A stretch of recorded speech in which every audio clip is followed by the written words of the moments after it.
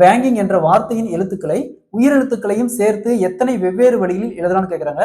இங்கிலீஷ்ல இந்த மாதிரி ஒரு வேர்டு கொடுத்துட்டு இதுல இருக்கிற லெட்டரை வச்சு எத்தனை வெவ்வேறு வழியில் எழுதலாம் ஒழுங்குபடுத்தலாம்னு கேட்டாங்களா? ஸோ இங்க என்ன கொடுத்துருக்காங்க, இந்த கொஸ்டின் பொறுத்த வரைக்கும் ஒரு பாயிண்ட் கொடுத்துருக்காங்க. என்னன்னா உயிரெழுத்துக்களையும் சேர்த்து அப்படின்னு சொல்லியிருக்காங்க. உயிரெழுத்துனா தனியா பிரிச்சிருக்கணும். இங்க என்ன இருக்கு? ஏ வவலு ஐ வவலு, மொத்தமா 2 வவல் தான் இருக்கு. அப்ப 2 ஃபேக்டோரியல். ஸோ இந்த வவலை நம்ம தனியாகவும் ஒரு பார்ட்டாகவும் எடுத்துக்கணும். நெக்ஸ்ட் கான்ஸ்டன்ட் பாருங்க, பி இங்க 1 இருக்கு, 2 இருக்கு, 3 இருக்கு, 4 இருக்கு, 5 இருக்கு, மொத்தம் 5 கான்ஸ்டன்ட் இருக்கு. ஸோ 5 பிளஸ் இந்த வவலை நம்ம ஒரு பார்ட்டா எடுத்திருக்கோம், அந்த 1 ரெண்டையும் ஆட் பண்ணா 6 ஃபேக்டோரியல்.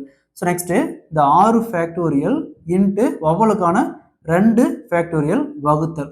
ஸோ இதில் பாருங்க, ஏதாவது ஒரு லெட்டர் வந்த லெட்டரை ரிப்பீட்டாக வருதுன்னு பாருங்க. இங்க என் 2 டைம் வருது. ஸோ என் பாருங்க 2 டைம் வருது, வேற எந்த லெட்டரும் 2 டைம் வரல.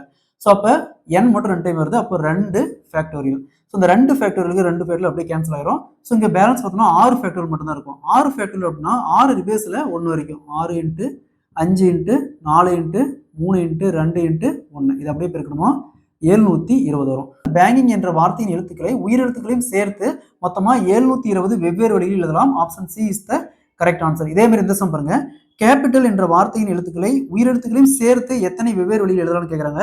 இதே மாதிரி இந்த சம்ம சால்வ் பண்ணிக்கிற ஆன்சரை கமெண்ட்ல போடுங்க. ப்ரீவியஸா பார்த்த நம்ம சம்ஸ்ல பாத்தீங்கன்னா இந்த வேர்ட்ஸ் ரிப்பீட்டா வராது. அதாவது என் ரெண்டு டைம் வந்திருக்கு, இந்த மாதிரி எந்த ஒரு லெட்டர் ரிப்பீட் வந்திருக்காது. ஸோ இந்த சம்ல லெட்டர் ரிப்பீட் வந்தா எப்படி சால்வ் பண்ணலாங்கிறத பார்த்துருக்கோம்.